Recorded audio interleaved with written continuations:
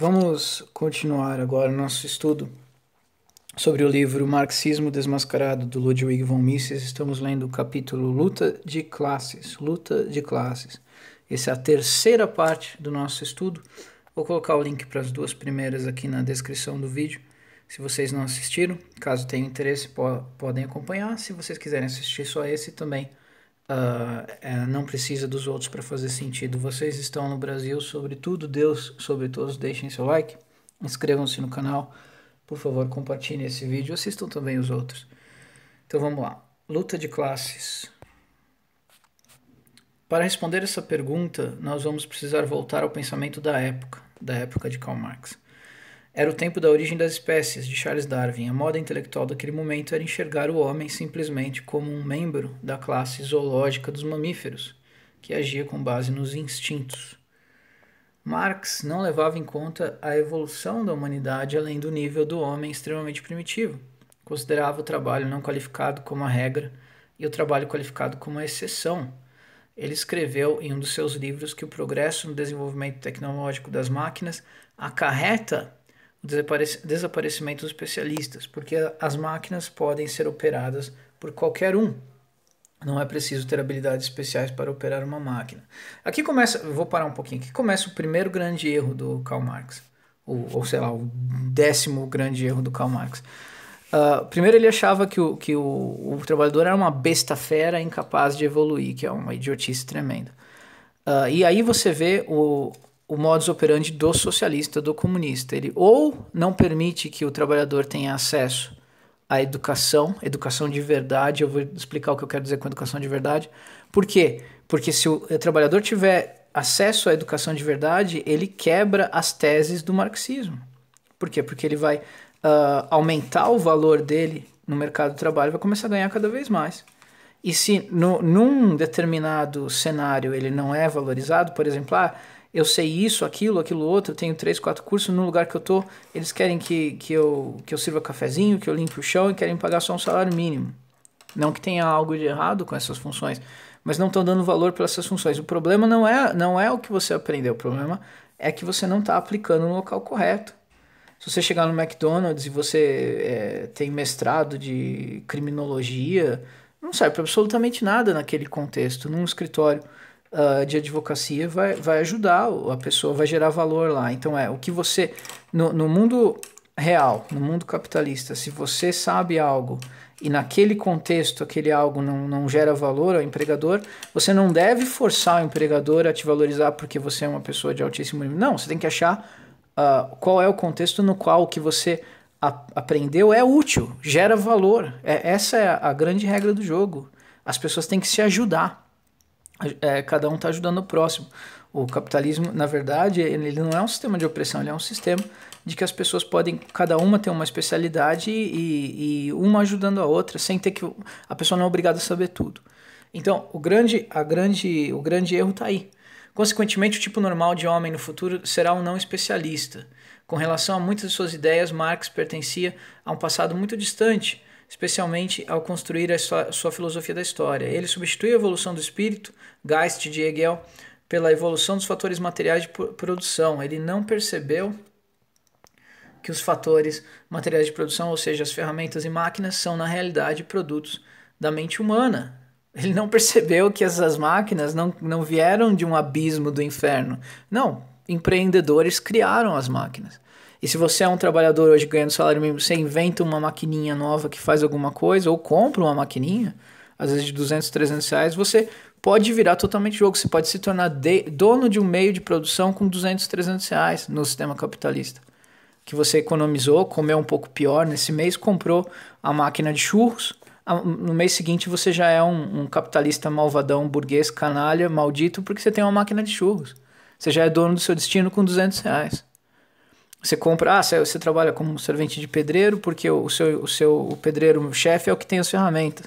Você junta um pouco, em vez de tomar uma pinga hoje, você guarda um troco para comprar a enxada, a pá e tal. Agora você tem a ferramenta, você pode começar a pegar um serviço por fora, por conta, você não precisa da ferramenta do empregador. Ou seja, é falha a teoria do Marx. Que o trabalhador é um coitadinho. Não, o sistema capitalista é um sistema que ele dá poder ao trabalhador. Porque o trabalhador pode evoluir até onde ele quiser. Basta ele buscar um meio correto. E daí aí entra no nosso estudo de psicocibernética. Procurem um vídeo aí. Se falhou de um jeito, você volta para a mesa e bola outro jeito. Não existe fracasso, existe feedback, não existe resposta. Você deu um impulso, não funcionou, você bola outro. Ah, tentou uma coisa, não funcionou, vamos tentar um pouco, vamos modificar aqui, descobrir por que falhou, ver onde que vai. Segundo ele, essas ferramentas e máquinas e forças materiais de produção abrem caminho para a chegada do socialismo. Sua teoria tem sido chamada de materialismo dialético, na abreviação usada pelos especialistas de Ameth. Em parênteses, Dr. Mises contou que visitou uma escola no México, a Escola Socialista, uma escola socialista, e perguntou ao diretor da escola o que significava escola socialista. O diretor explicou que a lei do país exigia que a escola ensinasse a doutrina evolucionista de de Darwin e o materialismo dialético. Então ele fez um comentário sobre as condições da exigência que a lei fazia sobre o sistema escolar em si. Existe uma grande diferença entre a letra da lei e a prática. 90% dos professores da nossa escola são mulheres e a maioria deles são os católicos praticantes. Marx raciocinava a partir da tese, daí para a negação da tese e por último para a negação da negação. Propriedade privada dos meios de produção por cada trabalhador individualmente era no início a tese.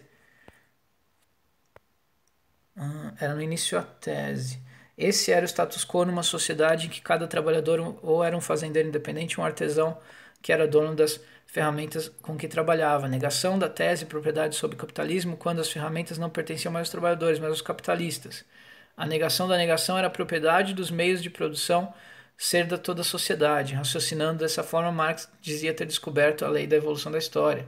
Por isso chamava sua teoria de socialismo científico. Marx rotulou todos os socialistas anteriores de socialistas utópicos, porque eles tentaram mostrar porque o socialismo era melhor. Os socialistas utópicos queriam convencer seus compatriotas de que estavam certos, porque pensavam que as pessoas adotariam um sistema socialista. Onde eu estava aqui?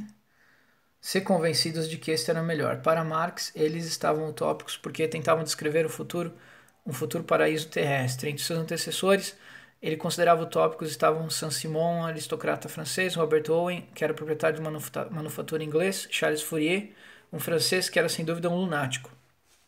Fourier era chamado de fou, tolo, do Palais Royal.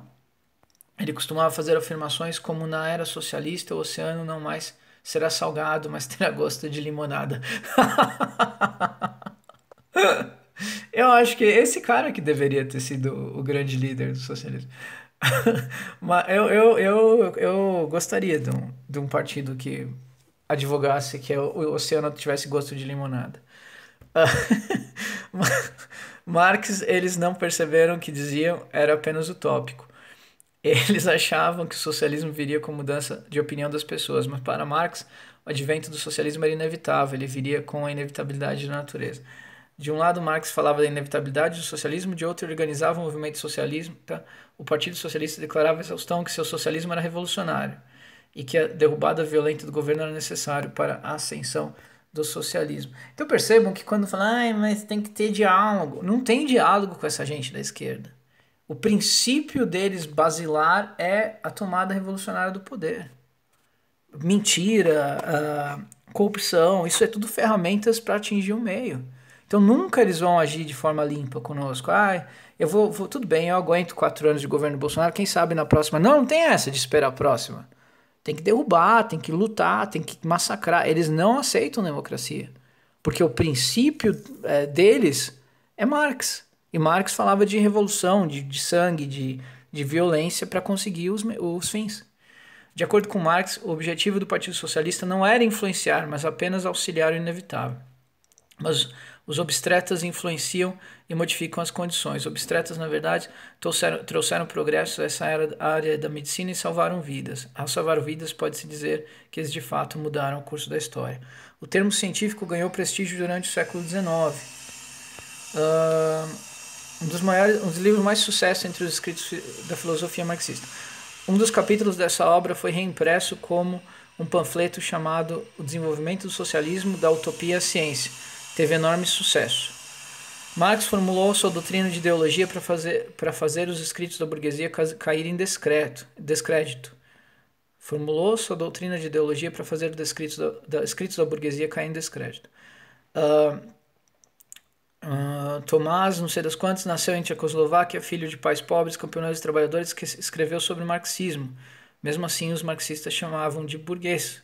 Como ele poderia ser considerado burguês se Marx e Engels se referiam a si mesmo como proletários? Se os proletários devem pensar de acordo com os interesses da sua classe, como explicar que existem desentendimentos e divergências entre eles? A confusão torna a situação muito difícil de esclarecer. Quando há divergências entre proletários, eles chamam a pessoa que diverge de traidor da sociedade. Depois que Marx e Engels, o grande nome do comunismo era o alemão Kautsky. Quando Lenin tentou levar a revolução ao mundo todo, Kautsky se opôs à ideia e, por conta dessa discordância, aquele que era o grande nome do partido virou de repente traidor da sociedade e foi chamado, disse muitas outras coisas.